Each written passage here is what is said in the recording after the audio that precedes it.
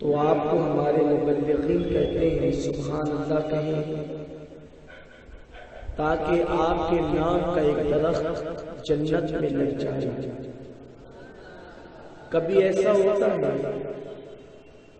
کہ نماز کی پابندی کریں، اللہ جنت میں یہ مقام عطا فرمائے گا۔ حج کریں، حج کا بدلہ جنت ہے۔ مگر جنت کی بشارت جب آج ہم اپنی قوم کو سناتے ہیں تو لوگوں کو جتنا خوش ہونا چاہیے وہ اتنا خوش نہیں ہوتے۔ شاید اس کی وجہ یہ ہے کہ انہیں معلوم ہی نہیں ہے کہ جنت ہے کیا۔ اور ظاہر سی بات ہے کہ جو چیز انسان کو معلوم نہیں ہوتی، انسان اس کے ملنے اور نہ ملنے پر کوئی ریئیکشن ظاہر نہیں کرتا، ملنے پر خوشی نہیں، نہ ملنے پر کوئی غم نہیں۔ اور حالانکہ جنت ہے بھی ایسی ہی کہ جنت کے بارے میں نہ کوئی آپ کو ہم میں سے مکمل طور پر جیسی جنت ہے ویسی بتا ہی نہیں سکتا، کیونکہ جنت کے بارے میں اللہ کے رسول صلی اللہ علیہ وسلم نے ارشاد فرمایا کہ جنت کی نعمتیں ایسی ہیں جو نہ تصور میں آ سکتی ہے، نہ تخیل میں آ سکتی ہے، نہ بیان میں آ سکتی ہے۔ جو کچھ بیان کیا گیا ہے سمجھنے اور سمجھانے کے لیے، جو کچھ بیان کیا گیا اس سے بہت بہتر ہے جنت۔ تو چونکہ لوگ آج دنیا میں قوم مسلم موت سے اس لیے دور بھاگ رہی ہے کہ انہیں معلوم ہی نہیں ہے کہ مرنے کے بعد کیا ملنے والا ہے، اور مرنے کے بعد جس جنت کا وعدہ کیا گیا ہے وہ جنت کیسی ہے، اس جنت کی نعمتیں کیسی ہیں، اس جنت کا حال کیسا ہے۔ میرے پیارے آقا صلی اللہ علیہ وسلم کے پیارے دیوانوں، اور ہمیں جنت ہی ملنی ہے انشاءاللہ، اس لیے کہ اللہ تبارک و تعالیٰ نے قرآن مقدس میں اعلان فرمایا ان اللہ اشتری من المؤمنین انفسهم واموالهم بان لهم الجنہ، کہ بے شک اللہ نے ایمان والوں سے خرید لیا ہے، اللہ نے ایمان والوں سے خرید لیا ہے۔ کیا خریدا ہے؟ ان کی جان کو اور ان کے مال کو۔ ایمان والوں نے اللہ کے ہاتھوں اپنی جان اور اپنے مال کا سودا کر لیا ہے۔ اب جب ہم نے اپنی جان اور مال مصطفیٰ جان رحمت صلی اللہ علیہ وسلم کے بازار میں اللہ عز و جل کے ہاتھوں بیچ دیا تو اس کے بدلے اللہ ہمیں کیا دے گا؟ تو فرماتا ہے بِأَنَّ لَهُمُ الْجَنَّةَ، اللہ نے مومنوں سے ان کی جان اور ان کا مال لے کر ان سے جنت کا وعدہ فرمایا، یعنی جنت ہمیں دے دی گئی اور ہمارے مال اور ہماری جان کو اللہ نے دے دیا۔ تو اب ہم اپنے مال کو اللہ کی مرضی کے خلاف استعمال کر سکتے ہیں اور نہ ہماری جان کو، اس لیے کہ یہ جان اور مال ہم نے اللہ عز و جل کی بارگاہ میں بیچ دیا ہے، اور جو چیز اس کو دے دی جاتی ہے اب اس پر اسی کا قبضہ ہوتا ہے اور دوسرے کا قبضہ، بیچنے والے کا قبضہ نہیں ہوتا۔ تو جان اور مال جو اللہ ہی کی دی تھی، کرم تو دیکھیں آپ کہ اپنے کرم سے جان بھی دی، مال بھی عطا کیا، اور پھر واپس اس کو اللہ تعالیٰ نے خرید بھی لیا اور ہمیں جنت عطا فرما دی۔ میرے پیارے آقا صلی اللہ علیہ وسلم کے پیارے دیوانوں، تو اہل ایمان کے جان اور مال کو اللہ نے جنت کے بدلے خرید لیا ہے۔ وہ جنت کیا ہے، اس جنت کی شان کیا ہے، اس جنت کا مقام اور مرتبہ کیا ہے، میں تقریر کے انداز میں نہیں بلکہ درس کے انداز میں کچھ آپ کو سمجھانے کی کوشش کروں گا تاکہ آپ کو پتا چلے کہ جس جنت کا وعدہ کیا گیا ہے وہ جنت کیا ہے۔ ایک شخص سے میری ملاقات ایک مرتبہ ٹرین میں ہوئی، اس نے مجھ سے پوچھا کہ جنت کے بارے میں آپ کیا کہتے ہیں؟ میں نے کہا کہ آپ بھی مسلمان ہیں، مجھے یہ بتائیں کہ جنت کے بارے میں آپ کیا جانتے ہیں؟ تو اس نے کہا کہ میں نے سن رکھا ہے کہ جب مسلمان مریں گے تو انہیں جنت میں ڈال دیا جائے گا اور جنت میں کھانے کے لیے بریانی ملے گی، بس میں اتنا جانتا ہوں اور اس کے سوا کچھ نہیں جانتا۔ کتنے افسوس کی بات ہے، کتنی عظیم و شان جنت کو لوگوں نے کس قدر محدود سمجھا، اس کی نعمتوں کو سمجھ نہ سکے۔ میرے پیارے آقا صلی اللہ علیہ وسلم کے پیارے دیوانوں، اللہ کے رسول صلی اللہ علیہ وسلم نے ارشاد فرمایا الدنیا سجن المومن و جنت الکافر، کہ دنیا اہل ایمان کے لیے قید خانہ ہے اور کافر کے لیے جنت ہے۔ کافر یہاں بہت عیش و آرام کے ساتھ زندگی گزارتے ہیں، مزے لوٹتے ہیں، آزادی کے ساتھ زندگی گزارتے ہیں، مگر کل میدان محشر میں اللہ تبارک و تعالیٰ انہیں ہمیشہ کے لیے جہنم میں ڈال دے گا اور اہل ایمان کو جنت عطا فرمائے گا۔ میرے پیارے آقا صلی اللہ علیہ وسلم کے پیارے دیوانوں، جنت کیا ہے؟ جنت ایک مکان ہے اور بہت بڑا مکان ہے، اس کی وسعت کا اندازہ انسان لگا ہی نہیں سکتا۔ البتہ اتنا بتایا گیا ہے کہ ایک ادنا جنتی کو، ایک سب سے چھوٹے جنتی کو اللہ تبارک و تعالیٰ جو جنت عطا فرمائے گا اور اس جنت کے اندر وہ اپنا جو کوڑا رکھے گا تو اس کوڑے رکھنے کی جگہ ہماری دنیا کے برابر ہوگی۔ ہماری دنیا جتنی بڑی ہے اتنا بڑا مقام صرف انسان کے، ایک جنتی انسان کے کوڑا رکھنے کے لیے بنائی گئی ہے۔ میرے پیارے آقا صلی اللہ علیہ وسلم کے پیارے دیوانوں، آپ اندازہ لگائیں کہ جس جنت کے اندر کوڑا رکھنے کی جگہ اتنی وسیع ہو وہ جنت کتنی بڑی ہوگی، آپ اس کا اندازہ نہیں لگا سکتے۔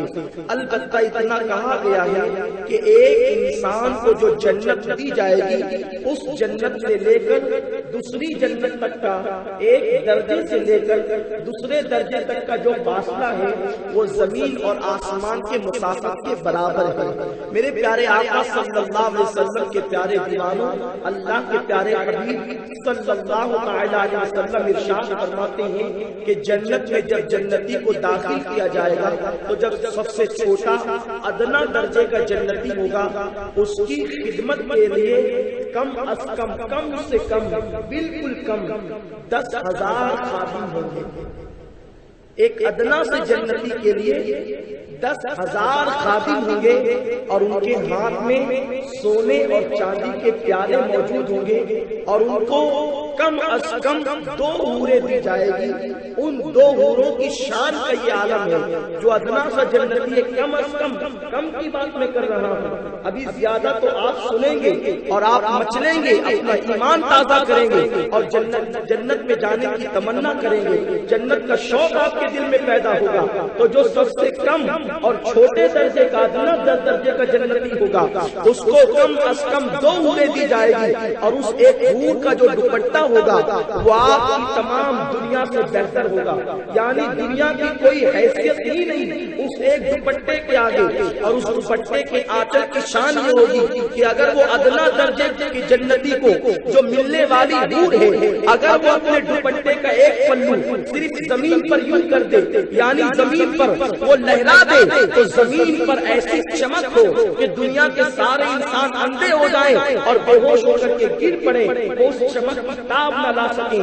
ان حوروں کے منہ کے اندر جو لعاب ہوگا، ان حوروں کے منہ کے اندر جو تھوک ہوگا، اگر 7 سمندروں کے کھارے پانی کے اندر ایک حور جو ادنا جنتی کو ملے گی، وہ 2 حوریں، ان میں سے ایک حور اگر 7 سمندروں کے اندر تھوڑا سا تھوک دے تو وہ پانی جو سمندر کا ہے وہ شہد سے زیادہ میٹھا ہوگا۔ ان کے منہ کے اندر جو لعاب ہے، جو تھوک ہے، اس تھوک کا یہ عالم ہے کہ ایک تھوک، چھوٹا سا تھوک اگر وہ 7 سمندروں میں تھوک دے تو شہد سے زیادہ میٹھا ہو جائے۔ اور یہ صرف کہانی قصہ نہیں، یہ قرآن مقدس کی بات ہے، یہ حدیث مبارکہ کی بات ہے، ورنہ جنت کی اتنی عظیم تاریخ اور تعریف بیان کی گئی ہے کہ غالب جیسا بیچارہ دھوکہ کھا گیا اور غالب جیسا آدمی سوچنے لگا کہ کیا اتنی نعمتیں بھی نہیں ہو سکتی ہے تو اس کو کہہ اٹھا بیچارہ ہم کو معلوم ہے جنت کی حقیقت، لیکن دل کو بہلانے کے لیے غالب یہ خیال اچھا ہے. یعنی وہ یہ سمجھا کہ لوگ جو ہے وہ دل کو بہلانے کے لیے ایسی باتیں کرتے ہیں، مگر جو یہ سوچے کہ معاذ اللہ جنت کا ذکر صرف دل کو بہلانے کے لیے ہے وہ کافر ہو جائے گا، معاذ اللہ اسلام سے خارج ہو جائے گا. جنت ایک حقیقت ہے جس کا ذکر اللہ تعالیٰ نے قرآن مقدس میں جا بجا فرمایا. سورہ رحمان میں اللہ نے اس کا ذکر فرمایا، سورہ واقعہ میں اللہ نے اس کا ذکر فرمایا، سورہ دہر میں اللہ نے اس کا ذکر فرمایا. گویا کہ ہر مقام پر کہیں نہ کہیں جنت کا ذکر. کوئی صورت ایسی موجود نہیں جس کے اندر اشارے اور کنائے میں جنت کا ذکر موجود نہ ہو. میرے پیارے آقا صلی اللہ علیہ وسلم کے پیارے دیوانوں، تو ایک حور کی بات چل رہی تھی کہ اگر وہ 7 سمندروں کے اندر تھوک دے تو سارا پانی شہد سے زیادہ میٹھا ہو جائے. اور ایک حور کے کنگن کی شان یہ ہے کہ اگر اس کا کنگن زمین پر ڈال دیا جائے تو اس کے کنگن سے ایسی روشنی نکلے کہ مشرق اور مغرب اس سے روشن ہو جائے. اور اس کے سامنے، اس کنگن کے سامنے جو وہ حور جنت کی ادنا سے جنتی، جو ادنا سا جنتی ہے، اس کو جو ملنے والی حور جو کنگن پہنتی ہے، اگر وہ کنگن زمین پر آ جائے تو اس کے سامنے سورج کی روشنی چراغ کی طرح ہو جائے. اور ایک حدیث پاک میں تو یہاں تک کہ آیا ہے جیسے سورج نکلنے کی وجہ سے ستاروں کی روشنی مان پڑ جاتی ہے اور ستارے نظر نہیں آتے، اسی طرح سے اللہ اکبر اگر وہ کنگن زمین پر آ جائے تو سورج نظر ہی نہ آئے، اس کی روشنی کی وجہ سے سورج چھپ جائے. یہ شان ایک ادنا سے جنتی کی ہے. اور پھر میرے آقا صلی اللہ علیہ وسلم نے فرمایا کہ جنت کے اندر جو مٹی ہے وہ جنت کی مٹی انبر کی ہے. جنت کی جو مٹی ہے انبر جانتے ہیں، انبر ایک قسم کی خوشبو ہے، وہ تو ابھی کروڑ پتیوں کو میسر نہیں ہے. انبر ایسی خوشبو ہے. تو اللہ کے رسول، اور پھر وہ تو دنیا کی انبر ہے.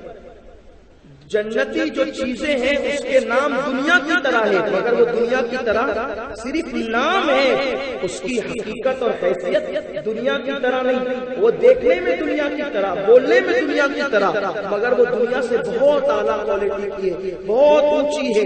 تو اللہ کے رسول صلی اللہ علیہ وسلم فرماتے ہیں کہ اس کی جو زمین ہے وہ انبر کی زمین ہے، اور اس کی جو گھاس ہے وہ ہماری اپنی گھاس کی طرح نہیں ہے، بلکہ اس کی گھاس جنتی زعفران ہے. اس کی گھاس جنتی زعفران ہے. اور پھر جو جنت کے محل بنائے گئے ہیں، جنت کے محل 4 اینٹوں سے بنائے گئے ہیں، ایک سونے کی اینٹ، ایک چاندی کی. پھر ہمارا دنیا کا سونا نہیں، دنیا کی چاندی نہیں، بلکہ جنتی چاندی، جنتی سونا.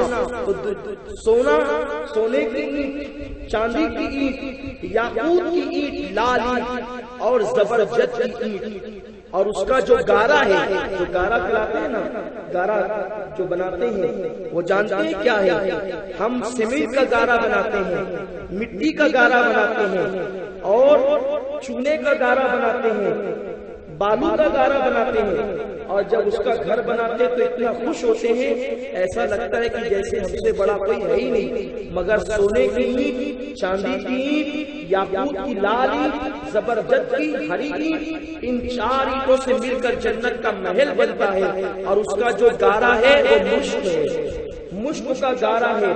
اور مشک کے گارے سے جنتی محل بنائے گئے ہیں. اور وہ جنتی محل کیسا ہے؟ باہر سے دیکھے تو اندر نظر آئے، اندر سے دیکھے تو باہر نظر آئے. اور اس کی شان یہ ہے کہ وہ اتنا اونچا ہے کہ اس کی اونچائی کا اندازہ کوئی لگا ہی نہیں سکتا. اور وہ اتنا خوبصورت ہے کہ اس کی خوبصورتی کو کوئی تصور میں لا ہی نہیں سکتا. اور میرے آقا صلی اللہ علیہ وسلم فرماتے ہیں وہ جنتی محل ایک ادنا جنتی کو کتنے دیے جائیں گے؟ ایک جنتی محل وہ کتنا بڑا ہوگا؟ اتنا بڑا وہ ایک جنتی محل ہوگا کہ 1000 سال تک تیز رفتار گھوڑا دوڑایا جائے تو کتنی لمبائی میں وہ دوڑ سکتا ہے، اتنا لمبا جنت کا ایک محل ہوگا. اور وہ ایک ادنا جنتی کو دیا جائے گا. میرے پیارے آقا صلی اللہ علیہ وسلم کے پیارے دیوانوں، اللہ کے رسول صلی اللہ علیہ وسلم فرماتے ہیں کہ جنت میں 4 نہریں ہیں. کتنی نہریں؟ 4 نہریں ہیں. ایک نہر پانی کی ہے، اور وہ پانی کیسا ہے؟ میرے آقا صلی اللہ علیہ وسلم فرماتے ہیں دودھ سے زیادہ سفید ہے، برف سے زیادہ ٹھنڈا ہے، شہد سے زیادہ میٹھا ہے، اس کی یہ شان ہے۔ ایسا وہ پانی کی نہر، اور دوسری نہر شہد کی، تیسری نہر دودھ کی، اور چوتھی نہر شراب کی۔ وہاں شراب بھی ہے، مگر دنیا کی شراب کی طرح شراب نہیں ہے۔ یہاں کی شراب پیو تو 4 تکلیفیں ہوتی ہیں۔ ایک تو وہ شراب کڑوا ہوتا ہے، بدبودار ہوتا ہے، اور اس شراب کے پینے سے سر میں درد ہوتا ہے، اس شراب کے پینے سے عقل معوف ہوتی ہے دنیا کی شراب، اور اس شراب کے پینے سے عقل معوف ہوتی ہے، سر میں درد ہوتا ہے۔ اور تیسری تکلیف یہ کہ پیشاب اس میں کثرت سے آتا ہے، انسان نشے میں بے حیائی کے کام کرتا ہے، انسان اپنے آپ کو بھول جاتا ہے۔ یہ دنیا کی شراب کڑوی، بد مزہ، درد سر لانے والی، فحش کلام بکوانے والی، اور بار بار کثرت سے پیشاب کی حاجت کروانے والی، اور جو جنت کی شراب ہوگی وہ کڑوی نہیں ہوگی، وہ شیریں ہوگی۔ اس کو پینے کے بعد نشہ پیدا نہیں ہوگا، اس کو پینے کے بعد کوئی نشہ نہیں، کوئی درد سر نہیں، کوئی تکلیف نہیں، کوئی پیشاب نہیں، اس لیے کہ جنت میں نہ کوئی پیشاب ہے نہ پاخانہ ہے۔ وہاں پر اللہ تبارک و تعالیٰ نے انسان کو کھانے کے لیے جو انتظام فرمایا ہے، میرے آقا صلی اللہ علیہ وسلم نے فرمایا ایک ایک ہاتھی کی طرح جنت میں پرندے ہیں، اور خوبصورت ایک سے ایک پرندے۔ جنت کے پرندے کیسے ہوں گے؟ جنتی سوچے گا کاش کہ یہ پرندہ میں کھاتا، ابھی وہ سوچے گا کہ کاش میں کھاتا۔ وہ پرندہ اڑتے اڑتے اپنے آپ بھن جائے گا، اور بھن کر اس کے ہاتھ میں آ جائے گا، اور جب بھن کر اس کے ہاتھ میں آئے گا وہ کھائے گا، جتنا جی چاہے گا وہ کھائے گا۔ بس کھانا اس کا ختم ہوگا، پھر وہ پرندہ دوبارہ اڑ کر کے چلا جائے۔ یعنی وہاں پر وہ کھانا ختم نہیں ہوگا، پھر اس کا دل چاہے گا کہ میں آم کھاؤں، کیلے کھاؤں، انگور کھاؤں۔ تو جیسے ہی وہ سوچے گا کہ میں کھاؤں، وہ درخت اس کے سامنے آئے گا، اور وہ پکا ہوا اپنے ہاتھ سے توڑے گا، اور جب اپنے ہاتھ سے توڑے گا تو جیسے ہی توڑے گا اس کی جگہ فوراً دوسرا پھل آ جائے گا، کیونکہ جنت میں کمی نہیں ہوگی نعمتوں کی۔ ادھر پھل توڑا اور اس کے ہاتھ میں آ گیا۔ اور اللہ کے رسول صلی اللہ علیہ وسلم فرماتے ہیں جنت کے ایک لقمے میں، کتنے لقمے میں؟ جنت کے ایک لقمے میں 72 ٹیسٹ ہیں۔ کتنے؟ 72 ٹیسٹ۔ کتنی لذتیں؟ 72 لذتیں۔ اور قربان جائیں کہ ایک لقمے میں جب 72 لذتیں آئے گی تو ہر لذت کا مزہ انسان چکھے گا، ہر لذت کا مزہ انسان چکھے گا۔ ایک لقمے میں جب 72 لذتیں ہوں گی، اور ہر لقمے میں اسی طرح 72 قسم کی الگ الگ لذتیں ہوں گی۔ ایک ہی قسم کا پھل ہوگا، اس کا رنگ الگ ہوگا، اس کا لطف الگ ہوگا، اس کا مزہ الگ ہوگا۔ صحابہ نے عرض کیا یا رسول اللہ جب کوئی اتنا کھائے گا تو کتنا کھائے گا؟ آقا فرماتے ہیں 100 مرد مل کر جتنا کھاتے ہیں اتنی کھانے کی طاقت اللہ ایک انسان کو عطا فرماتا ہے۔ یعنی جتنی کیپیسٹی جو ہے 100 مردوں کے پیٹ میں ہوتی ہے، سب کو ملا کر جتنی بنتی ہے، جتنی گنجائش جو ہے وہ گنجائش نکلتی ہے، یعنی ایک انسان جنت میں 100 مردوں کے برابر کھائے گا، اس کو 100 مردوں کے برابر طاقت دی جائے گی، مگر وہاں بد ہضمی نہیں ہوگی، وہاں پیشاب اور پاخانہ نہیں ہوگا۔ انسان خوب کھائے گا، پیے گا، ایک خوشبودار ڈکار نکلے گی اور سارا کھانا ہضم ہو جائے گا، ایک خوشبودار پسینہ نکلے گا اور سارا کھانا ہضم ہو جائے گا۔ یہ جنت کی شان ہے، یہ جنت کا مقام ہے۔ میرے پیارے آقا صلی اللہ علیہ وسلم کے پیارے دیوانوں، اللہ کے رسول صلی اللہ علیہ وسلم ارشاد فرماتے ہیں کہ جب جنتی کو اس کی شادی کی جائے گی، جنتی کی شادی حوروں کے ساتھ کی جائے گی۔ دیکھیے نکاح ایسی چیز ہے کہ نکاح دنیا میں بھی ہے اور جنت میں بھی، یعنی اللہ نے ہم پر کتنا کرم فرمایا کہ دنیا میں رہو تو نکاح کرو اور جنت میں رہو نماز نہیں ہوگی جنت میں مگر نکاح ہوگا جنت میں، حج نہیں ہوگا جنت میں مگر نکاح ہوگا۔ نکاح کیوں؟ اس لیے کہ حج اللہ کی عبادت ہے، نماز اللہ کی عبادت ہے، اور نکاح جو ہے وہ اللہ کی عبادت ہے مگر اس میں فائدہ بندے کا ہے۔ تو نکاح ایسی سنت ہے، نکاح ایسی چیز ہے کہ جو جنت میں بھی رہے گی، اس کی شروعات ہی جنت میں ہوئی ہے، نکاح کی شروعات ہی جنت سے ہوئی ہے، اور وہ مرنے کے بعد بھی جنت میں قائم رہے گا۔ مگر لوگ نکاح کو اتنا مشکل کر چکے ہیں کہ اب بالکل میرے آقا علیہ الصلوۃ والتسلیم تو فرمایا کہ نکاح کو اتنا آسان کر دو کہ زنا کرنا مشکل ہو جائے، لیکن آج لوگوں نے جو ہے معاذ اللہ زنا کو آسان کر کے نکاح کو مشکل کر دیا۔ بہرحال میرا موضوع وہ نہیں، تو اللہ پاک جنت میں جو ہے وہ حوروں کے ساتھ نکاح فرمائے گا۔ وہ حوریں کیسی ہوگی؟ قرآن کہتا ہے وہ بڑی بڑی آنکھیں والی ہوگی، اٹھے ہوئے جوبنوں والی ہوگی، اور وہ حوریں گانا بھی گاتی ہوگی۔ یہاں پر لوگوں کو گانے کا بڑا شوق ہے۔ دیکھیے اللہ نے کتنا کرم فرمایا کہ یہاں انسان جو ہے وہ چونکہ راگ کو، گیت کو پسند کرتا ہے، تو یہاں گیت سے، گانوں سے، فحش اشعار سے رکو، وہاں گانے کے لیے بہت بہترین حوروں کا انتظام کیا گیا۔ یہاں کی گاتی ہے تو پھٹا باز اس کی آواز کی حقیقت کیا، پھر بھی لوگ دیوانے بنے ہوئے ہیں گانے کے، مگر قربان جائیں میرے رب کی عظمتوں پر، اللہ تبارک و تعالیٰ نے گانے والیوں کا انتظام کیا۔ وہ گائے گی مگر کیا گائے گی؟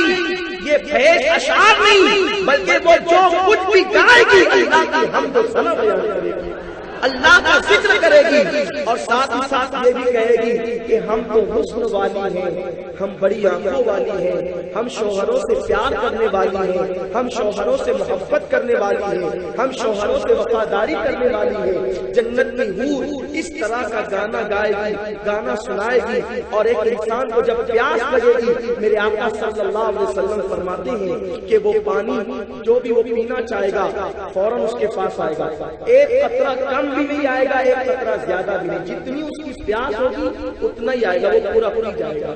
یہ حال ہوگا، یہ کیفیت ہوگی۔ میرے پیارے آقا صلی اللہ علیہ وسلم کے پیارے دیوانوں، اب آئیے میرے آقا صلی اللہ علیہ وسلم سے پوچھا گیا یا رسول اللہ جنت کی حوریں کیسے ہوگی؟ تو آقا صلی اللہ علیہ وسلم فرماتے ہیں جنت کی حوریں جو ادنا درجے کے جنتی کو ملے گی 70 قسم کے لباس کو پہنے ہوئے ہوں گے۔ کتنے قسم کے؟ 70 قسم کے لباس، اور 70 قسم کے لباس میں وہ کیسی ہوگی؟ خوبصورت۔ آقا صلی اللہ علیہ وسلم فرماتے ہیں وہ اتنی خوبصورت ہوگی، اتنی خوبصورت ہوگی کہ انسان اس کے چہرے کے آئینے میں اپنا چہرہ دیکھے گا، یعنی اس کے گال اتنے چمکدار ہوں گے آئینے کی طرح۔ آئینہ کی تشبیہ دی گئی ہے، اس کو سمجھانے کے لیے آئینہ کہا گیا ہے، مگر یہ دنیا کا آئینہ حیثیت کیا رکھتا ہے؟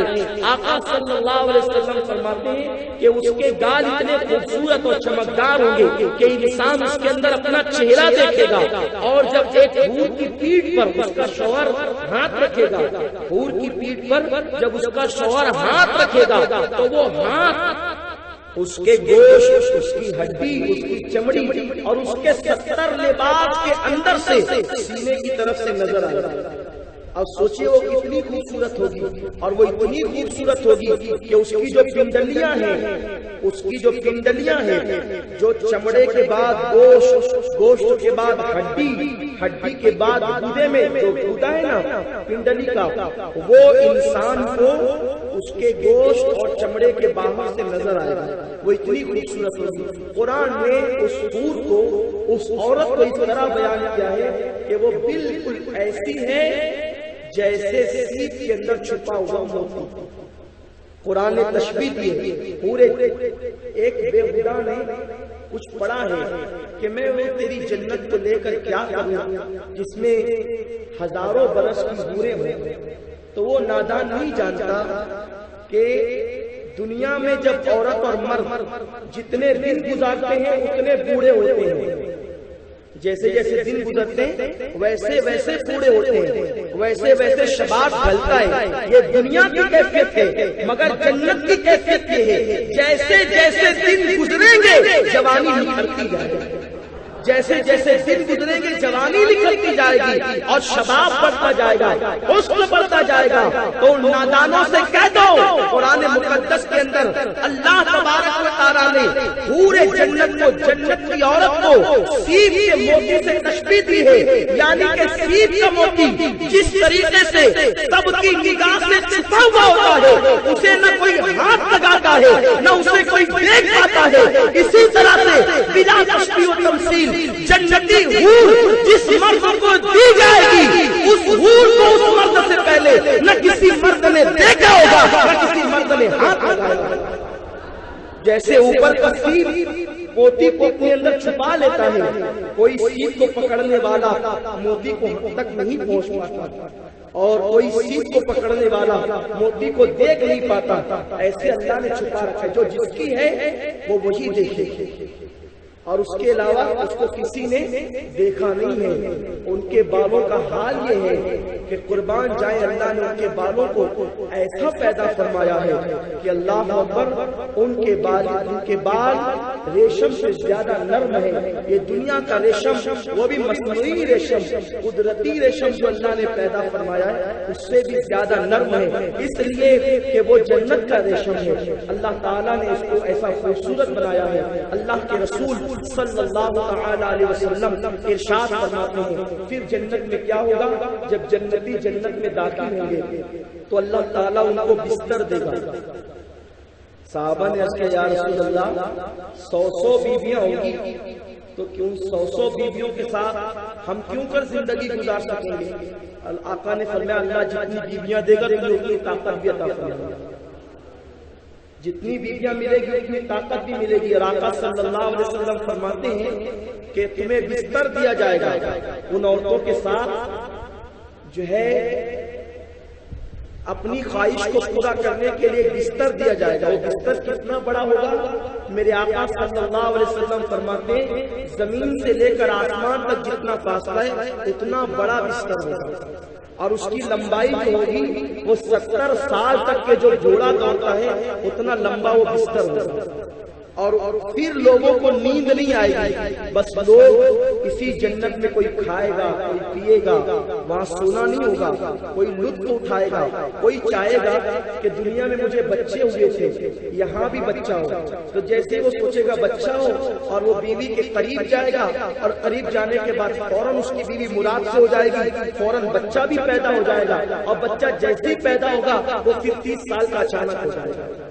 یعنی جو جنت میں ہوں گے میرے آقا صلی اللہ علیہ وسلم فرماتے ہیں اگر تمہاری بیویاں نیک ہے تو وہ تمہیں جنت میں ملے گی، مگر دنیا میں بہت سارے لوگوں کی بیوی بوڑھی ہو چکی ہے، اس کے سر کے بال بالکل عجیب و غریب ہو چکے، بوڑھی جب عورت ہو جاتی ہے تو اس کے سر کے بال خراب ہو جاتے ہیں، اس کی آنکھوں میں کیچڑ رہنے لگتا ہے، وہ کمزور ہو جاتی ہے، وہ نحیف ہو جاتی ہے، وہ ناتواں ہو جاتی ہے۔ تو آقا صلی اللہ علیہ وسلم فرماتے ہیں کہ یہ جو ہماری دادی اماں، نانی اماں اتنی بوڑھی ہو چکی ہے، مگر جب کل یہ جنت میں جائے گی تو اللہ تعالیٰ اسے بھی 30 سال کی جوانی عطا فرما دے گا، اور جب سب جنت میں 30 سال کے جوان ہی رہیں گے، کبھی ان کی جوانی ختم نہیں ہوگی، سب ہم عمر رہیں گے، اور تکیہ لگا کر ٹیک لگا کر تخت پر سب بیٹھیں گے، اور وہ جو تخت ہوگا وہ سونے کے، جنت کے سونے کے تاج سے بچھا ہوگا، مگر سب بیٹھیں گے جنت میں تکیہ لگا کر تخت پر، مگر کوئی کسی کی طرف پیٹ نہیں کرے گا، کوئی کسی کی طرف، یعنی وہ جنت اتنی وسیع ہوگی کہ سب ایک دوسرے کے سامنے ہوں گے، ہنستے ہوں گے، کھلاتے ہوں گے، بولتے ہوں گے، مزے کرتے ہوں گے، مزے لوٹتے ہوں گے، وہاں کوئی کسی کی چگلی نہیں کرے گا۔ کیوں نہیں کرے گا؟ میں نے آج سوچا جب میں کتابیں لے کر کے بیٹھا یہاں آیا خوب ہنسی بھی آئی اور سوچا بھی، مجھے اپنی سوچ پر ہنسی آئی۔ میں نے سوچا کہ جنت میں کوئی چگلی کیوں نہیں کرے گا، جنت میں جھگڑا کیوں نہیں ہوگا؟ تو میں نے یہ سوچا کہ جنت میں کوئی چگلی اس لیے نہیں کرے گا کہ چگل خور جنت میں آئے گا ہی نہیں، جو چگل خور ہوگا وہ جنت میں، وہ تو وہاں جائے گا، جہنم میں جائے گا، تو چگل خور جو دنیا میں چگلی کرتا تھا وہ جہنم میں جائے گا، تو جو دنیا میں چگلی سے بچتا تھا وہ جنت میں جائے گا، تو جس نے دنیا میں چگلی نہیں کی وہ جنت میں چگلی کیوں کرے گا؟ اس لیے وہاں کسی کی چگلی اور غیبت نہیں ہوگی، وہاں جھگڑا بھی نہیں ہوگا، ضرر پہنچانے والے لوگ وہاں نہیں ہوں گے. جو لوگ یہاں پر ضرر اور نقصان پہنچاتے ہیں, جھگڑا لگاتے ہیں, فتنہ پھیلاتے ہیں, وہ لوگ تو وہاں جہنم میں ہوں گے, وہ جہنم میں ہوں گے. تو جب جھگڑا لگانے والے لوگ بھی نہیں ہوں گے تو پھر وہاں جھگڑا بھی نہیں ہوگا. اللہ پاک قرآن مقدس سے فرماتا ہے وہاں کوئی لغو بات بھی نہیں ہوگی, فضول اور فحش بات بھی نہیں ہوگی, سب پیار محبت کی باتیں ہوگی. سب لوگ اچھی اچھی باتیں کریں گے, ایک دوسرے سے پیار کریں گے, محبت کریں گے, ایک سے لباس پہنیں گے. ایک آدمی چاہے گا کہ میں ایک مرتبہ میں 100 لباس پہنوں, اللہ اسے 100 لباس پہنے گا, مگر اس لباس کی شان ہوگی پہلا لباس بھی نظر آئے گا اور آخری لباس بھی نظر آئے گا. سر کے بال ہمیشہ جتنے رہتے ہیں اتنے ہی رہیں گے. سر کے بال ہوں گے, بہوں کے بال ہوں گے, اور پھر سر بہوں کے علاوہ, پلک کے علاوہ اور جسم پر پھر کوئی بال نہیں ہوگا. پورا جسم بالوں سے خالی ہوگا. نہ وہاں ناخن بڑھیں گے, نہ وہاں کپڑے میلے ہوں گے, نہ وہاں پر کوئی کسی سے دشمنی رکھے گا, نہ کوئی عداوت رکھے گا. اس طریقے سے لوگ جنت میں زندگی گزاریں گے.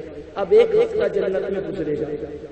یہ ایک ہفتہ سمجھنے سمجھانے کے لیے. جب ایک ہفتہ اہل جنت کا گزرے گا تو پہلے یہ بتا دوں کہ جنت کا گیٹ بھی کتنا بڑا ہے تاکہ آپ کو پتا چلے. جنت کا گیٹ اتنا بڑا ہے کہ 70 سال تک تیز رفتار گھوڑا جتنا دوڑ سکتا ہے اتنا بڑا جنت کا گیٹ ہے. مگر جنتی اتنی کثرت سے جائیں گے جنت میں کہ جب وہ گھس رہے ہوں گے تو ایک دوسرے کے مونڈے سے دوسرے کا مونڈا لگتا ہوگا. اس طرح گھس رہے ہوں گے سب جنت کے اندر. اور اتنے لوگ کثرت سے جنت میں جائیں گے کہ جنت کا دروازہ چرچرانے لگے گا کثرت سے جانے والوں کی وجہ سے. اور اس کی خوشبو, جو جنت کی خوشبو ہوگی, وہ 500 سال کے فاصلے سے, یعنی 500 سال کے دور کے فاصلے سے جنت آئے گی. یعنی 500 سال تک جتنا تیز رفتار گھوڑا دوڑ سکتا ہے اتنی دور سے جنت کی خوشبو آئے گی, جنت کی ٹھنڈی ٹھنڈی ہوائیں آئے گی. اور جنتی جو ایک مرتبہ جنت میں چلا گیا وہ ہمیشہ جنت میں رہے گا. تو اب جنت میں ایک ہفتہ گزرے گا, خوب کھائیں گے پیئیں گے. اور جنت میں ایک درخت, صرف ایک درخت ہے, وہ اتنا بڑا ہے کہ 100 سال تک کے تیز رفتار گھوڑا دوڑ جائے تو بھی اس درخت کی سائے سے پار نہ ہو سکے. وہاں کیلے کے درخت ہے, بیری کے درخت ہے. جب بیری کے درخت کا ذکر آیا تو صحابہ کہتے ہیں کہ اکثر دیہاتی جو صحابہ آتے تھے وہ ہمارے لیے آسانیاں پیدا کرتے تھے. کیا آسانیاں؟ کہ جو سوال کرتے ہوئے ہم ڈرتے تھے وہ بے دھڑک پوچھ لیتے تھے. کچھ لوگ ایسے ہوتے ہیں, دیہاتیوں کی عادت ہوتی ہے کہ دیہاتی کسی کی پرواہ نہیں کرتے, پوچھ لیتے. تو ایک آئے اور کہنے لگے یا رسول اللہ مجھے تو تصور نہیں تھا کہ اللہ تعالیٰ ہمیں جہنم میں بھی کوئی تکلیف دے گا. کیوں, تجھے کیا تکلیف ہو گئی جنت میں, جنت کے اندر؟ تو انہوں نے کہا حضور قرآن میں اللہ نے جنت میں بیری کے درخت کا ذکر کیا ہے. تو آقا بیری کے درخت میں تو کانٹے ہوتے ہیں. میرے آقا صلی اللہ علیہ وسلم نے مسکرایا چونکہ وہ صحابی دیہاتی تھے. فرمایا اللہ نے جو جنت میں بیری کے درخت کا ذکر کیا تو ارشاد فرمایا وَالسِّدْرِ مَنْضُودٍ محدود.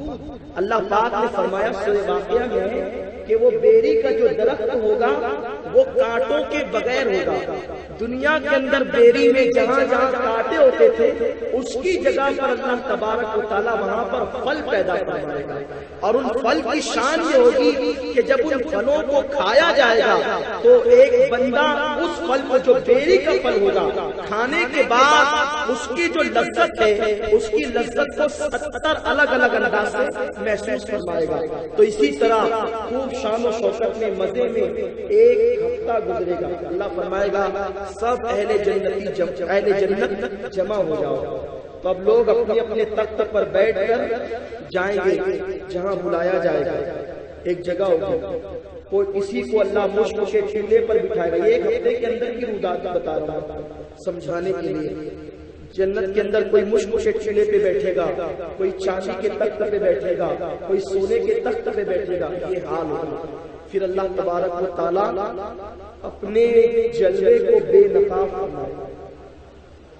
جب اللہ اپنے جلوے کو بے نقاب فرمائے گا تو روایتوں میں آتا ہے جیسے ہی ہم عید کے چاند کو تجسس سے دیکھتے ہیں چاند کا انتظار کرتے ہیں کہ چاند نظر آئے، اور پوری دنیا میں جو جہاں زمین پہ کھڑا رہتا ہے وہ وہیں سے چاند کو دیکھتا ہے، یعنی کسی کا آگے پیچھے کھڑا رہنا کسی کو نقصان نہیں پہنچاتا۔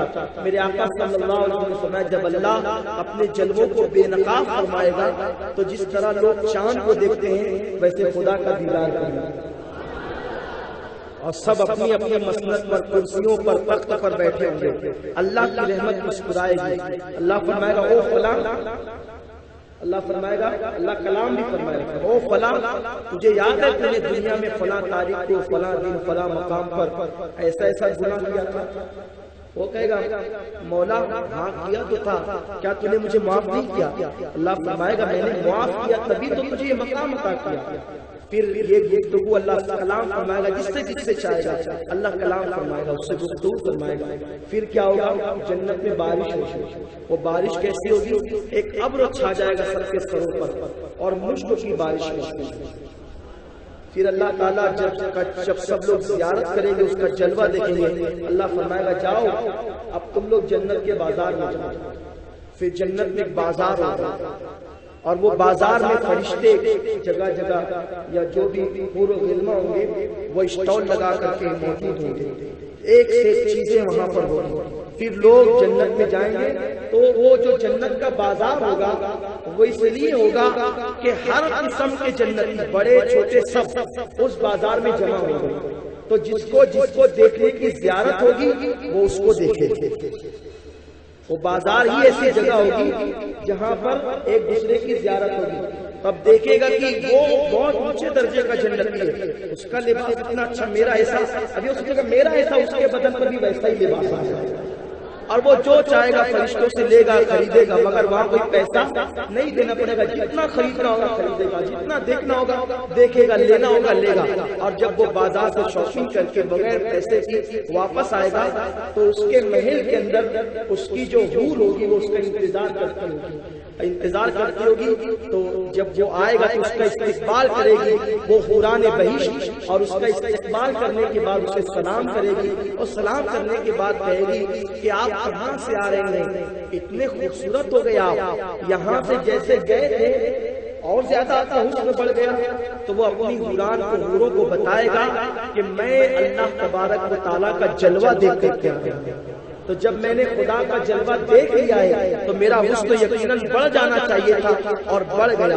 میرے آقا صلی اللہ علیہ وسلم فرماتے ہیں لوگ اس عالم میں زندگی گزاریں گے اور موت ہمیشہ کے لیے ختم ہو جائے گی، تکلیف نہیں ہوگی، بیماری نہیں ہوگی، نیند نہیں ہوگی، فکر نہیں ہوگی، غم نہیں ہوگا، خوف نہیں ہوگا، نہ وہاں کوئی سپر پاور ہوگا بم برسانے والا، نہ کوئی وہاں پر لڑائی جھگڑا ہوگا، نہ وہاں کوئی تلوار ہوگی، نہ کوئی وہاں تکلیف ہوگی، وہاں آرام ہی ہوگا، الا قیلا سلاما سلاما، وہاں تو سلامتی ہی سلامتی ہوگی، سلام ہی سلام ہوگا، فرشتے سلام کریں گے، ان مومن ایک دوسرے کو دیکھیں گے تو سلام کریں گے۔ یہ جنت کی نعمتیں ہوگی، یہ جنت کے باغ ہوں گے، یہ جنت کی بہاریں ہوں گی، جنتیوں کو اللہ پاک تاج پہنائے گا، اور جب تاج اللہ تبارک و تعالیٰ پہنائے گا اس تاج کے اندر جو ایک موتی ہوگا، اس موتی کی شان یہ ہے کہ اگر وہ دنیا میں ظاہر ہو جائے تو مشرق و مغرب کو چمکا دے۔ پھر دنیا کے اندر یہی ہوگا، لوگ لطف اندوز ہوں گے بیویوں سے، پھلوں سے، پھولوں سے، نہروں سے، اور پھر ہفتے میں ایک دن عام جنتیوں کو جنت میں اللہ کا دیدار ہوگا، اور جو اور مقربین ہوں گے ان کو دن میں 2 مرتبہ دیدار ہوگا، ایک صبح اور ایک شام۔ حالانکہ جنت میں سورج ہوگا ہی نہیں تو صبح اور شام کا سوال نہیں آتا، مگر یہ سمجھانے کے لیے کہا گیا ہے کہ صبح اور شام جنت میں اللہ کا دیدار ہوگا۔ جنت میں صرف ایک ٹائم ہوگا، وہ صبح جیسے لگتا ہے جب سورج نہیں نکلتا، فجر کے بعد کا وقت کیسا ہوتا ہے، بالکل جنت میں ایسا ہی وقت لگے گا اور ہمیشہ ایسا ہی رہے گا، ہلکی ہلکی فواریں مشک کی برستی ہوگی۔ آقا فرماتے ہیں ہم اپنے ہاتھوں سے جام پلائیں گے، قربان جائیں وہ جنت کے جام کیسے ہوں گے جو مصطفیٰ جان رحمت کے گورے گورے ہاتھوں سے ملیں گے۔ اور وہ کیسے چمکدار ہوں گے؟ آقا فرماتے ہیں وہ ستاروں کی طرح چمکدار ہوں گے۔ قربان جائیں ان جاموں پر بھی اور ان جام والے ہاتھوں پر بھی، وہ ہاتھ بھی چمکدار، وہ جام بھی چمکدار، اور پھر وہ کوثر بھی چمکدار۔ کیسا چمکدار ہے؟ آقا فرماتے ہیں اللہ نے جو نہر کوثر مجھے جنت میں عطا فرمائی ہے، وہ اس کا ایک کنارہ یاقوت کا ہے، لال ہے، ایک کنارہ زبرجد کا ہے، سرخ ہے، اور جو تمہاری دنیا میں نہریں بہتی ہیں وہ گڑھے میں بہتی ہے نا، نہر جو بہتی ہے وہ گڑھے میں، گڈھے میں بہتی ہے نا، مگر جو جنت کی نہر ہوگی وہ گڑھے میں نہیں بہے گی، بلکہ وہ زمین پر اوپر ہی بہے گی، اور جدھر اس کو بہنا ہے وہ ادھر ہی بہے گی، اور ہر جنتی کے مکان سے وہ گزر کر جائے گا، ہر جنتی کے مکان سے وہ گزر کر جائے گا۔ آقا فرماتے میں اپنے ہاتھوں سے جام پلاؤں گا۔ میں تو کہتا ہوں کہ سب سے زیادہ خدا کے دیدار کے بعد سب سے زیادہ لطف ہم سنیوں کو اسی وقت آئے گا جب رسول اللہ کے ہاتھوں سے جام کوثر پیئیں۔ اور ایک حدیث پاک تو اور ہے، میں نے کہیں پڑھی نہیں، میری نظر سے نہیں گزری، میں نے اسے ڈھونڈا، لیکن اس حدیث کو بہت عرصہ پہلے میں نے اپنے پیر و مرشد کی زبانی سنا تھا کہ آقا صلی اللہ علیہ وسلم فرماتے ہیں کہ حوض کوثر پر میں بھی ہوں گا اور اس کی 4 نہریں ہیں، ایک پر ابو بکر صدیق ہوں گے، ایک پر فاروق اعظم ہوں گے، ایک پر عثمان غنی ہوں گے، ایک پر مولا علی ہوں گے۔ ہم سنیوں کا مقدر دیکھیں کیسا مقدر ہے کہ رسول اللہ پلائیں گے، یہ تو جام مل گئے، پھر اس کے بعد 4 یاروں کے ہاتھوں سے اور 4 جام مل گئے، اور پھر اسی پر بس نہیں، پھر امام حسن اور امام حسین بھی ہیں۔ اسی لیے حضرت مولانا حامد رضا نے بڑی پیاری بات کہی ہے، ہاتھوں سے 4 یار کے ہم کو ملیں گے 4 جام، ہاتھوں سے 4 یار کے ہم کو ملیں گے 4 جام، دستے حسن حسین سے اور ملیں گے جام، دستے حسن حسین سے، اور جنت میں صرف سنی ہی جائیں گے، جنت میں صرف سنی ہی جائیں گے، سنیوں کے علاوہ اور کوئی جنت میں نہیں جائے گا۔ آپ کہیں گے آپ کو کیسے معلوم؟ آپ کو کیسے معلوم؟ ہمیں رسول اللہ نے بتایا۔ آقا فرماتے میری امت میں 73 فرقے ہوں گے، 72 جہنم میں جائیں گے، ایک جنت میں جائے گا۔ تو آقا علیہ السلام نے پوچھا وہ جنت میں کون جائے گا؟ تو آقا نے کہا ہول جماعہ، وہ جماعت ہوگی، وہ جماعت ہوگی۔ اور ایک دوسری حدیث میں کہ جس پر میں اور میرے صحابہ سنت، جس پر میں اور میرے صحابہ جو اس سنت پر قائم رہے گا وہ جنت میں جائے گا۔ تو ایک روایت میں سنت کا ذکر ہے اور ایک روایت میں جماعت کا ذکر ہے، اسی سے بنا اہل سنت و جماعت، اہل سنت و جماعت۔ اسی لیے آقا صلی اللہ علیہ وسلم کے فرمان سے، اور چونکہ اہل سنت کا جو مسلک ہے وہ صحابہ کے دور ہی میں رواج پا گیا تھا، چونکہ امام مسلم رضی اللہ تعالیٰ عنہ فرماتے ہیں کہ حضرت جناب عبداللہ ابن عباس نے فرمایا، غالباً ابن عباس کا ذکر ہے کہ وہ فرماتے ہیں کہ ایک زمانہ وہ تھا جو لوگ حدیث بیان کرتے تھے، ہم ان سے حدیث سن لیتے تھے، مگر جب سے لوگ خرافات میں پڑ گئے تو اب جو حدیث بیان کرتا ہے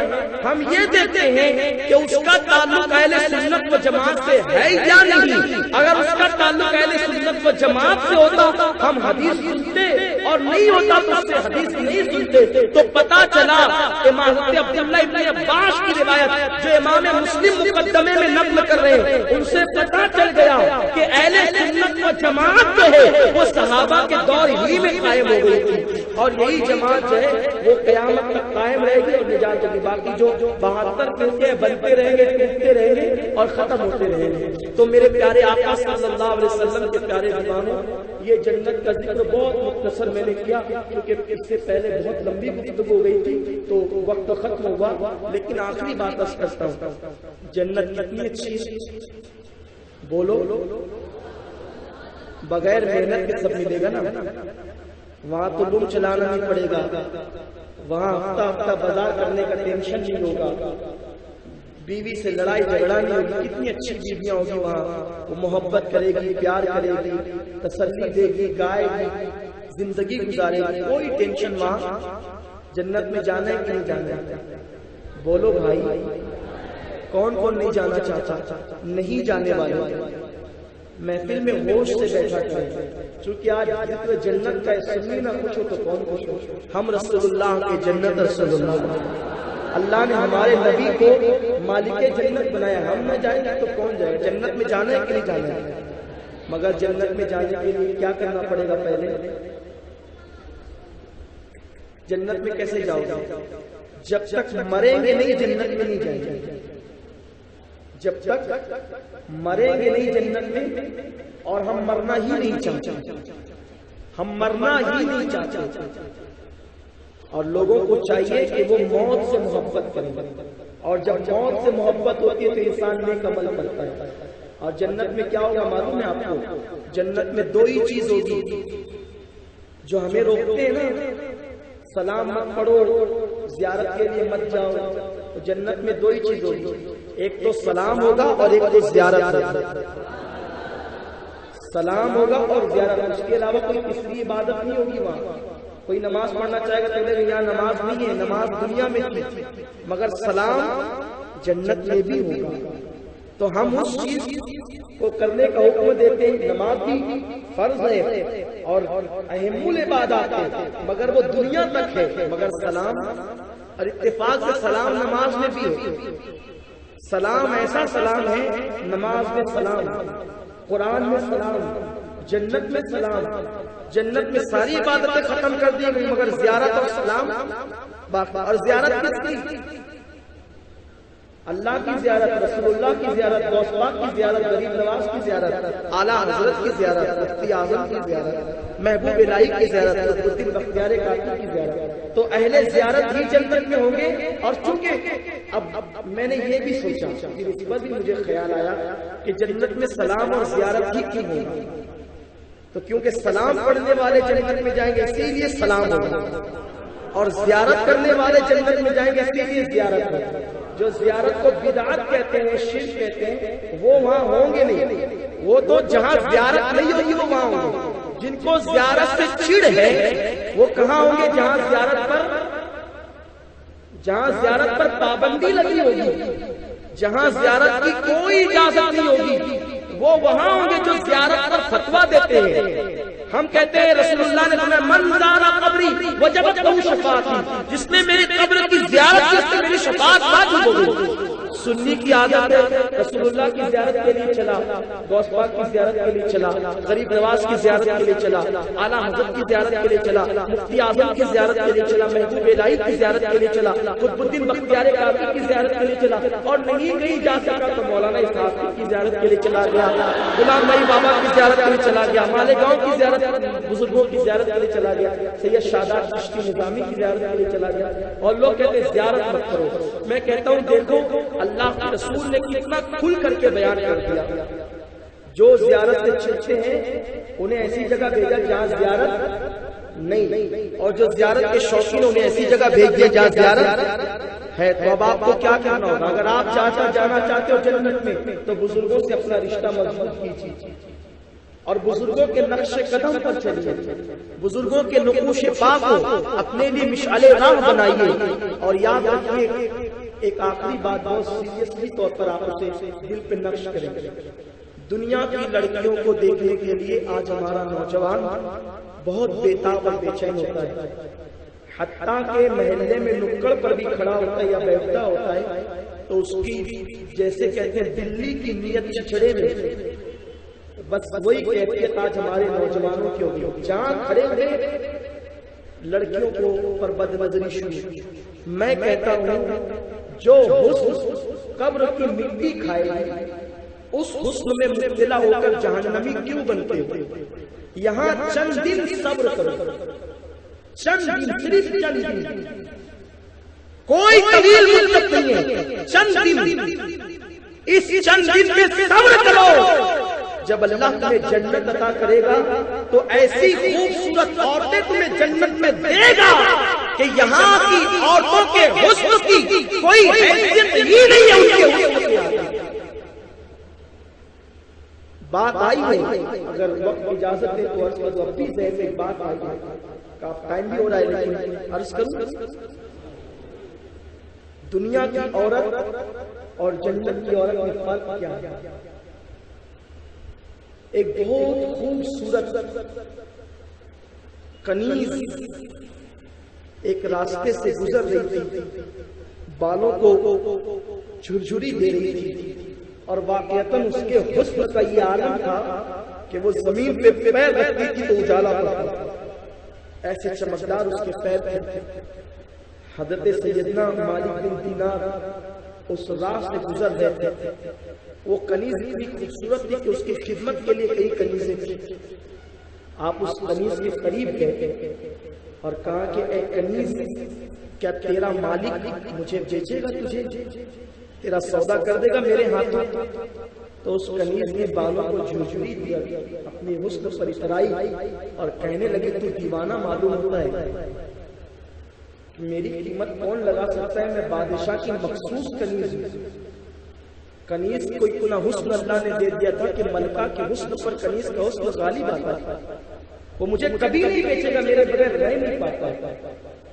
اچھا، اگر میں خرید لوں تو اس نے کہی کہیں قیمت ہوگی آپ دے ہی نہیں سکیں گے، کہا میں مالک بن دینار ہوں۔ سنی تو پھر تھوڑا سنبھل گئی، کہنے کہ چلیے اگر آپ کو خریدنا ہو تو میرے بادشاہ سے بات کر لو۔ بادشاہ کے دربار میں پہنچی اور حکارت سے کہا کہ مجھے خریدنا چاہتا ہے۔ بادشاہ نے بھی تنزیہ طور پر کہا مالک تمہارے علاوہ اگر کوئی خریدنے کی بات کرتا تو سزا پاتا، مگر آپ بہت بڑے آدمی اللہ والے ہو، یہ بتاؤ کتنے میں خریدو گے؟ مالک بن دینار نے کہا 2 کھجوروں پر بیچ دے، بس 2 کھجوریں اس کی قیمت۔ بادشاہ بھی ہنسا، سارے محل والے ہنسے اور کہنے لگے مالک اتنے بڑے ہو کر اتنی چھوٹی سی بات کرتے ہو، 2 کھجوروں میں اتنی خوبصورت کنیز؟ کہا بادشاہ اس میں بہت عیب ہے، میری قوم کے نوجوانوں میرا درد دل سنو، جس حسن کی طرف تم جا رہے ہو اس میں بہت عیب ہے، اور جس جنت کی طرف خدا نے تمہیں دعوت دی ہے وہ بہت حسن والی چیز ہے۔ یہاں ہم قیدی ہے، قید خانے میں لڑکیاں سے محبت نہیں ہوتی، قید کی زندگی میں عیش و آرام نہیں ہوتا، قید کی زندگی کے اندر عیاشیاں نہیں ہوتی، قید کی زندگی تو پر مشقت ہوتی ہے۔ مالک بن دینار نے کہا تیری کنیز میں بڑا عیب ہے، اس سے زیادہ خوبصورت اور بے عیب کنیزیں تو میرے پاس ہیں، اور اس سے زیادہ سستی ہے۔ کہا 2 کھجوریں مہنگی لگ رہی ہے آپ کو؟ کہا ہاں۔ کہا میری کنیز میں کیا ہے؟ اتنی خوبصورت ہے۔ بادشاہ ظاہر بھی تھا ہماری طرح، مالک بن دینار باطن کے دیکھنے والے تھے۔ فرمایا مالک کیا کنیز ہے، اس سے کیا عیب ہے اس کے اندر؟ کہا دیکھ، پہلا عیب اس میں یہ ہے کہ اگر یہ غسل نہ کرے تو اس کے جسم سے ایسی بدبو آئے حسن کے باوجود کہ تو کبھی سے اپنے قریب نہ آنے، کوئی اس کے قریب نہ بیٹھے۔ حسن بہت ہے، مانا میں حسن بہت ہے، لیکن تم حسن کہہ رہے ہو، چند دن تک اگر یہ غسل نہیں کرے گی تو اس کے جسم سے بدبو آئے گی، نہ تیرا بستر ملے گا، نہ تیرا تخت ملے گا، نہ کوئی اسے اپنے بازو بٹھائے گا۔ بتائیے ہے کہ نہیں ہے؟ ہاں یہ ہے۔ پھر اگر یہ سو کر کے اٹھنے کے بعد اپنے منہ کو صاف نہ کرے، اس کے منہ سے ایسی بدبو آئے کہ تو بات نہ کرے، یہ بھی عیب ہے۔ پھر کیا؟ تیسرا عیب اس کا یہ ہے، یہ بے وفا ہے، یہ بے وفا ہے کہ اگر تو مر جائے تو پھر یہ کسی اور کے ہاتھ چلی جائے، اور آج اس سے جتنی محبت کر رہی ہے کل اس سے محبت کرے تجھے بھول جائے۔ بے وفائی نہیں تو اور کیا ہے؟ وفاداری کہتے ہیں اسے کہ جسے دل دے دیا دے دیا، مگر یہ تو کبھی تیرے پاس، کبھی کس کے پاس، کبھی کس کے پاس، یہ بے وفا ہے۔ تو کہاں چوتھا عیب یہ ہے تو مرے گا تو بے وفائی کرے گی، اور یہ مرے گی تو تجھے غمگین کر جائے، تو روتا رہے گا ہمیشہ اس کی محبت میں، یہ عیب ہے۔ اور اس سے سستی میرے پاس کنیزیں ہیں، لیکن اس سے اچھی عیب نہیں۔ کہا وہ کیا؟ کہ میری جو کنیز ہے اسے جتنا پسینہ نکلے اتنی خوشبو بڑھتی جائے، اسے منہ صاف کرنے کی ضرورت نہ پڑے، اور وہ نہروں میں غسل کرتی ہے، ان کا حسن ہر روز بڑھتا ہے۔ تو کہا کہ وہ کون ہے؟ تو کہا اسی کو تو غلام جنت کہتے ہیں۔ کہا اس کی قیمت کیا ہے؟ کہا جب سارا زمانہ سو جائے تو اٹھ جا، 2 رکعت نفل پڑھ، اپنے گناہوں کو یاد کر کے آنسو بہا، وہی تیرے آنسو کے 2 قطرے ان حوران بہشت کا میں رہے۔ ایسی حوران بہشت کا وعدہ ہم سے کیا گیا، حور و قصور کا وعدہ ہم سے کیا گیا، حور و غلمہ کا وعدہ کیا گیا، اور ہمارا ایمان ہے ان اللہ لا یخلف الميعاد، اللہ کبھی اپنے وعدے کا خلاف نہیں کرتا، اس نے جو وعدہ کیا ہے وہ وعدہ یقیناً پورا فرمائے گا۔ تو مسلمانوں آج حسن کے پیچھے نہ جاؤ، فحش بدکاری کے پیچھے نہ جاؤ، لڑکیوں کی محبت کے پیچھے نہ جاؤ، افیئر کے پیچھے نہ جاؤ، چٹھیاں SMS لڑکیوں کو فون کرنا، ان سے غلط تعلقات قائم کرنا، اس سے بچو۔ جو لوگ ایسا کرتے ہیں وہ توبہ کرے، اپنی نگاہوں پہ کنٹرول کرے، پکچر کے پوسٹر دیکھنے سے بچو، ہیروئن کو ناشتہ دیکھنے سے بچو، اور یہ بھی حدیث پاک ہے آج اگر تم اپنی نگاہوں کو بچاؤ گے اللہ پاک کل تمہیں وہ کنواری پاک بیویاں عطا فرمائے۔ ایک حدیث اور یاد آئی، آقا فرماتے جنت میں ہر عورت کنواری ہوگی، شوہر اس سے ملاقات کرے گا پھر ملاقات کے لیے آئے گا، تو جیسے پہلے کنواری تھی ویسے اسے کنواری ملے گی، مگر وہ کنواری عورتیں اسے کوئی تکلیف نہیں پہنچا سکے گی۔ یہ شان جنت اور اہل جنت کی ہے۔ تو جس قوم سے اللہ نے جنت کا وعدہ فرمایا وہ قوم جنت کے حسن کو چھوڑ کر دنیا کے حسن میں مبتلا ہو گئی، اپنی زندگی کو یہاں پاک دامنی میں گزاریے، تقوی میں گزاریے، پرہیزگاری میں گزاریے، انشاءاللہ جنت ہوگی، ہم ہوں گے، اور پھر خدا کا دیدار ہوگا، رسول اللہ کا دیدار ہوگا، غوث پاک کا دیدار ہوگا، غریب نواز کا دیدار ہوگا۔ آپ دیکھیں کتنے مزے ہوں گے۔ اور یہ دنیا میں اگر کسی کو آپ نے پا بھی لیا، دنیا میں اگر آپ نے کسی کو پا بھی لیا تو ایک دن یا تو وہ مرے گی یا تو آپ مرو گے، صحیح ہے، ہمیشہ زندہ تو نہیں رہتے، مگر جب جنت میں جاؤ گے تو نہ جو آپ کو بیوی ملے گی نہ وہ مرے گی نہ آپ مرو گے۔ جنت میں جانے کے بعد کسی کو موت آئے گی ہی نہیں، کوئی مرے گا ہی نہیں۔ تو جو جنت میں ہمیشہ رہنا ہے اس جنت کی فکر کیجئے، اس جنت کو حاصل کرنے کی کوشش کیجئے۔ اور جنت ملتی کیسے ہے؟ رسول اللہ کی غلامی اور وفاداری سے جنت ملتی ہے، کیونکہ اللہ نے جنت کا مالک کسے بنایا؟ خالق کل نے آپ کو مالک کل بنا دیا، دونوں جہاں ہیں آپ کے قبضہ و اختیار میں۔ ایک صحابی کہتے ہیں، صحابی سے آقا نے فرمایا اے ربیہ مانگو کیا مانگتے ہو؟ انہوں نے عرض کیا یا رسول اللہ جنت میں آپ کا پڑوس مانگتا ہوں۔ آقا فرماتے میں نے دیا، اور کیا مانگتے ہو؟ مانگو۔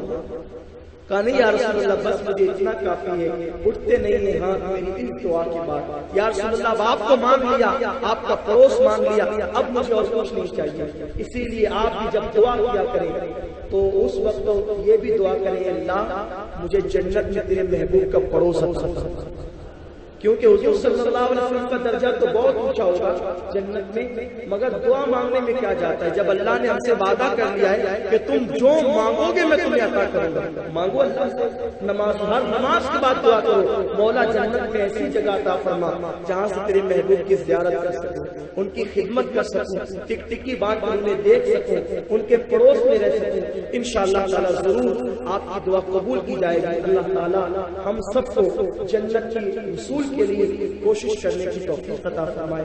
دوران بیان اگر کوئی غلطی ہوگی تو اللہ معاف فرمائے۔ تو رسول اللہ کی وفاداری کریں گے انشاءاللہ۔ وفاداری کا مطلب کیا ہے سمجھے آپ؟ ادھر بھی دو کشتیوں پر پیر، اس کا نام وفاداری ہے؟ بولو نہیں، وفاداری کس کا نام ہے؟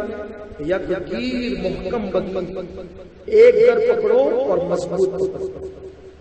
دھوبی کا کتا گھر کا نہ گھاٹ کا، ایسے مت بنو، بلکہ دھوبی کے کتے کی بجائے اگر کتا ہی بننا ہے تو اصحاب کہف کا کتا بننا ہے۔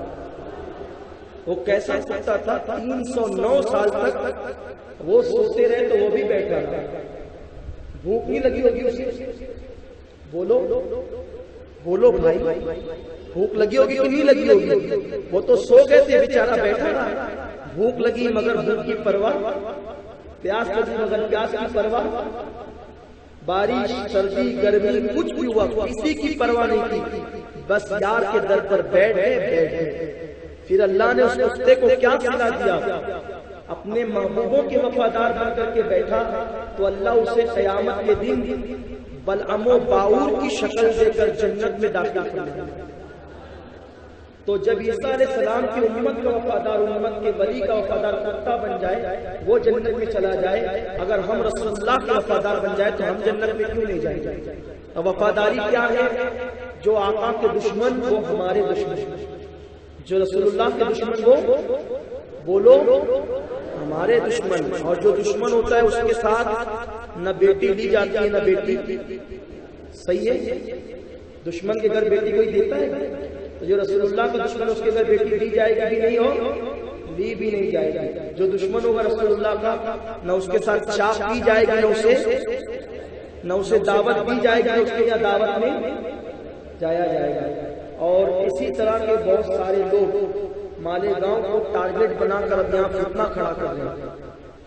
مجھے بتایا گیا ہے، پتہ نہیں اخبار کی رپورٹ صحیح ہے یا غلط ہے، میں نے اخبار میں پڑھا کہ یہاں 2000 کی تعداد تک قادیانی ہو گئے۔ کتنے؟ مالیگاؤں کے کچھ عقیدہ مسلمانوں کے لیے یہ چلو اور پانی میں ڈوب مرنے کی بات، میناروں کا شہر، مسجدوں کا شہر کہلاتا ہو اور 2000 کی تعداد میں قادیانی یہاں پنپ رہے ہیں۔ بہت افسوس کی بات ہے، مگر چونکہ ہمیں معلوم نہیں تھا کہ کیا مسئلہ چل رہا ہے، کیا معاملہ چل رہا ہے۔ قادیانیت کیا ہے، اس کی تاریخ کیا ہے، بہائیت کیا ہے، اس کی تاریخ کیا ہے، کل انشاءاللہ پیراڈائز میں مغرب سے رات 10 تک اجتماع ہے، آپ اس میں تشریف لائیں۔ ہمارے حضور آخری نبی ہیں، خاتم النبیین ہیں، اور اللہ نے انہیں آخری نبی بنا کر بھیجا ہے، اس پر گفتگو ہوگی اور بہت سنجیدگی کے ساتھ۔ ممکن ہے کہ کل کوئی کسی مصروفیت کے تحت نہ آ سکے، آپ سب کو تو آنا ہی ہے، مگر ایک بات میں آپ کے سامنے گوش گزار کر دوں۔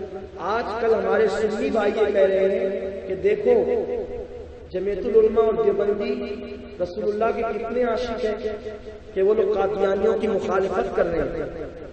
میں آپ کو ایک بات بتاؤں، جب کسی کا بھائی چوری کرتا ہے نا بھائی، تو پتا چلتا ہے کہ ابھی اسے پکڑا جائے گا تو میں چور کا بھائی ہوں، یہ میری شے پہ چوری کرتا ہے، تو پھر اس کا بھائی پہلے سے جھٹکتا ہے، نہیں وہ میرا بھائی نہیں ہے، میں نے تجھ سے رشتہ توڑ دیا ہے، میں نے تجھ سے رشتہ کیوں؟ تاکہ اس چور پر جو آنچ آنے والی ہے اس کی عزت پر نہ، اس لیے پہلے سے وہ آویلا کرتا ہے، نہیں اس سے میرا کوئی تعلق، اس سے میرا کوئی تعلق، سمجھ گئے؟ تو اس سے یہ نہیں کہ اس کو جس کے گھر میں چوری ہوئی اس سے ہمدردی نہیں، اور جس کے گھر میں چوری ہوئی ہے اس سے ہمدردی نہیں ہے، بلکہ اسے اپنی عزت بچانا مقصود ہے۔ بات سمجھے آپ؟ تو اب آپ کو یہ سمجھنا ہے کہ جو قادیانیت ہے اس کی شروعات کس بنیاد پر، کس بیس پر ہوئی؟ انگریزوں نے دو لوگوں کو کھڑا کیا، ایک کو دروازہ کھولنے لگایا اور ایک کو اس کے اندر گھسا دیا۔ بات سمجھے؟ بات اصل یہ ہے، کل میں وہ کتاب لے کر بھی آؤں گا، اسٹیج پر آپ کو دکھاؤں گا۔ تہذیر الناس نام کی کتاب ہے، کتاب کا نام کیا ہے؟ تہذیر الناس۔ اس کے مصنف ہے قاسم نانوتوی۔ انہوں نے لکھا کہ حضور صلی اللہ علیہ وسلم کے بعد اگر کوئی نبی پیدا ہو تو حضور صلی اللہ علیہ وسلم کی خاتمیت میں کوئی فرق نہیں آئے گا، سمجھ گئے؟ یعنی حضور صلی اللہ علیہ وسلم کے بعد اگر کوئی نبی آئے تو کوئی فرق نہیں پڑے گا۔ اس نے یہ لکھا کہ حضور کے بعد کوئی نبی آئے تو فرق نہیں پڑے گا۔ غلام احمد کر کھڑا ہو گیا، میں نبی ہوں، جب فرق نہیں پڑے گا تو مجھے نبی ماننا۔ بات سمجھے؟ تو دروازہ کس نے کھولا؟ دیوبندی حضرات نے، اور قادیانی اس میں سے اس نے پہل کر لی، وہ سبقت لے گیا اس لیے وہ گھس گیا، ورنہ وہ نہیں گھستا۔ اس کا انجام میں دیکھتے یہ ضرور کسی نہ کسی کو گھساتے اور گھسایا ہی ہونے۔ رسالہ الامداد میں، رسالہ جو الامداد ہے اس میں ہے کہ ایک اشرف علی تھانوی کے مرید نے لا الہ الا اللہ اشرف علی رسول اللہ پڑھا، تو اشرف علی تھانوی سے پوچھا گیا کہ اس کے بارے میں آپ کیا کہتے ہیں؟ انہوں نے کہا کہ یہ آپ کی محبت، سمجھ گئے؟ تو یہ سارے معاملات ہیں۔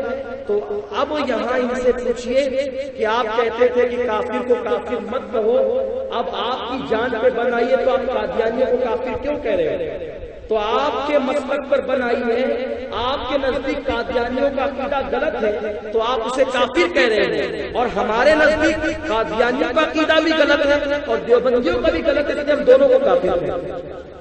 تو وہ کافر مت کہو۔ آج وہ ذرا جملہ دہرائیے تو یہ ساری باتیں سمجھنے کی ہے۔ اگر آپ رسول اللہ کے وفادار بننا چاہتے ہیں، آپ یہ مت سوچنا کہ ہر مرتبہ ہمیں یہی تلقین امین بھائی کیوں کرتے ہیں کہ ان سے بچو ان سے بچو، اسی لیے کرتا ہوں کہ سب کچھ ہوگا، اگر رسول پاک کی وفاداری نہیں ہوگی تو آپ کا کوئی عمل آپ کے کام نہیں آئے گا، اور ہمیں آپ سے ہمدردی ہے کہ آپ رسول پاک کے وفادار بنیں، اور وفاداری اسی کا نام ہے۔ اگر آپ کے ابا کو کوئی گالی دے تو اتنا بھی متقی آدمی ہو، آپ اس سے ہاتھ ملاتے ہو، مصافحہ کرتے ہو؟ نہیں کرتے۔ تو جو ابا کا گستاخ ہو ہم اس سے ملاقات اور رشتہ داری نہیں کرتے کیونکہ ہم ابا کے وفادار ہیں۔ تو جو رسول اللہ کا گستاخ ہو ہم اس سے رشتہ داری کیوں کریں؟ ہم اس کے ساتھ کیوں اٹھے بیٹھے؟ پھر آپ کہتے ہو وہ فلاں صاحب تو مدرسے کے ذمہ دار ہیں، فلاں صاحب تو مسجد کے ذمہ دار ہیں، فلاں صاحب تو اتنی بڑی جمعیت کے ذمہ دار ہیں، انہوں نے رشتہ داری کی ہے۔ تو کسی صاحب کا قول اور فعل ہمارے لیے لائق عمل نہیں ہے، وہ جائے گا جہنم میں جس نے رشتہ داری کی ہے۔ کوئی مدرسے کا ذمہ دار ہو کہ کسی جماعت کا ذمہ دار ہو یا کہیں کا ذمہ دار ہو مسجد کا، ہم اسے جوتی کی نوک پر رکھتے ہیں جو رسول اللہ کے غداروں سے رشتہ داری کرتے ہیں۔ وہ وفادار ہے ہی نہیں، کسی کے ذمہ دار اور ٹرسٹی بن جانے سے کسی بھی، چاہے وہ سنی مسجد کا ذمہ دار ہو چاہے کسی سنی دارالعلوم کا ذمہ دار ہو، وہ کچھ نہیں ہو سکتا جو رسول اللہ کا وفادار کو، جو رسول اللہ کے غدار کے ساتھ رشتہ داری کرتا ہے۔ اگر ایک فٹ پاتھ پر پڑا رہنے والا شرابی رسول پاک کا وفادار ہے، وہ ہمارے سینے سے لگائے جانے کا قابل ہے، وہ ہمارے سینے سے لگنے کا قابل ہے، وہ سر پر بیٹھنے کا قابل ہے۔ اگر وہ شرابی ہے مگر وہ رسول اللہ کا غدار نہیں ہے، مجھے یقین ہے اللہ اسے معاف فرمائے گا، جنت عطا فرمائے گا۔ اور اس پر حدیث ہے میرے پاس، میں حدیث پیش کر سکتا ہوں کہ ایک صاحب نے شراب پی رسول اللہ کے دور میں، شراب پی، شراب پینے کے بعد آقا نے فرمایا کو کوڑے لگا، اور یہ حدیث صحیح ہے۔ یہ مت سمجھنا کہ ہم شرابیوں کو شے دے، نہیں، حدیث پیش کر رہے ہیں۔ ایک شخص نے شراب پیا کہ میں اسے کوڑے لگا، انہوں نے توبہ کر لی، پھر شراب پی، پھر توبہ کی، پھر شراب پی۔ ایک صحابی نے کہا یا رسول اللہ اس پہ لعنت ہو، آپ کے منع کرنے کے بعد وہ شراب نہیں چھوڑتا۔ آقا نے فرمایا افسوس ہے تم پر جو اللہ کے نبی سے محبت کرتا ہے تم اس پہ لعنت کرتے ہیں۔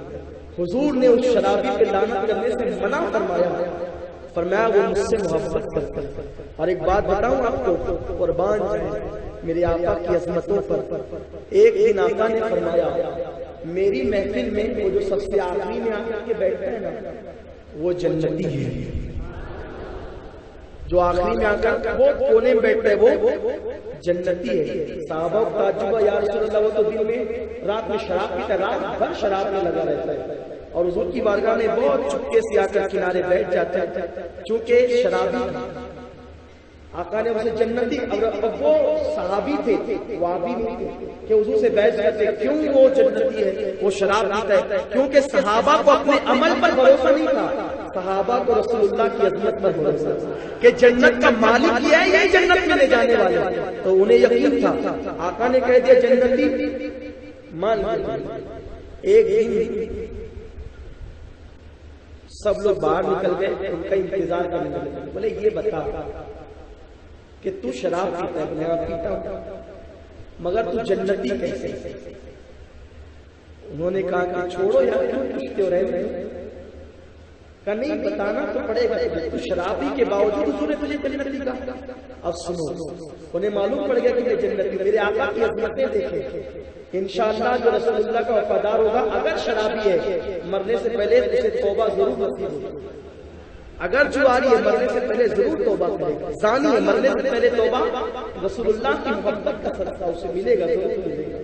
تو کہاں چھوڑ دو، کہ نہیں بتاؤ، کہ دیکھو رات میں شراب پیتا ہوں صحیح ہے، مگر جب میں مسجد میں آ کر بیٹھتا ہوں تو دیکھتا ہوں یہ صاحب آ رہے ہیں، وہ صاحب آ رہے ہیں، وہ ٹینشن لا رہا ہے، وہ ٹینشن لاتا ہے، وہ ٹینشن، سب آ کر حضور کو بس ہوتے ہو، یہاں وہ ہو گیا، وہاں جنگ ہو گئی، وہاں بغاوت ہو گئی، وہاں مار دھاڑ ہو گئی، وہاں پکڑ دکڑ ہو گئی، وہاں فلاں شیخ، تم میں سے جو بھی آتے ہو حضور کو یہی تو رپورٹ سناتے ہو کہ حضور کا ٹینشن تو بڑھتا ہے نا، سب آتے ہیں ٹینشن ہی بڑھاتا ہے۔ بولے پھر میں کنارے بیٹھتا ہوں کیونکہ شرابی گنہگار ہوں، آگے جانے کی ہمت نہیں ہوتی، میں کہاں وہ کہاں، میں کیوں جاؤں ان کے قریب، مگر پھر سب چلے جاتے ہیں، فاروق اعظم چلے گئے، عثمان غنی چلے گئے، مولا کائنات چلے گئے، عشرہ مبشرہ چلے گئے، اہل بدر چلے گئے، اہل احد چلے گئے، سب چلے جاتے ہیں، میں ہوتا ہوں میرا محبوب ہوتا ہوں، سب جاتے ہیں تو چپکے سے آ کر پھر بیٹھ جاتا ہوں قدموں میں، اور سب میرے آقا کو رلا کر جاتے ہیں، ٹینشن کی باتیں بتا کر جاتے ہیں، حضور کا ٹینشن بڑھا کر جاتے ہیں، تو میں کوئی ایسی بات کہہ دیتا ہوں دیوانگی کی بات جس پر میرے آقا ہنس دیتے ہیں، تو میں سوچتا ہوں کہ سب نے ٹینشن بڑھایا، سب نے غم کی بات سنائی، میں نے ہنسا دیا، میری عبادت کی کہ میں انہیں خوش کروں، سبحان اللہ، میری عبادت بس میرا آقا مسکرا دے، میرا محبوب مسکرا دے، میرے لیے سب سے بڑی عبادت نہیں ہے کہ خدا کی قسم بس یہی تیرے لیے جنت میں جانے کے لیے کافی، کیوں؟ کیونکہ خدا کی رضا چاہتے ہیں دو عالم، خدا چاہتا ہے رضا ہے، اور وہ کیا کرتے تھے؟ محبوب کو پھنسا دیتے تھے، اللہ کے حبیب مسکرائے، یوں مسکرائے جان کی کلیوں میں پڑ گئی، یوں لب بشا ہو گئے کہ گلشتہ بنا دیا، اللہ کی عزت کی قسم جب میرے آقا مسکراتے ہوں گے تو اللہ کی رحمت بھی مسکراتی ہوگی۔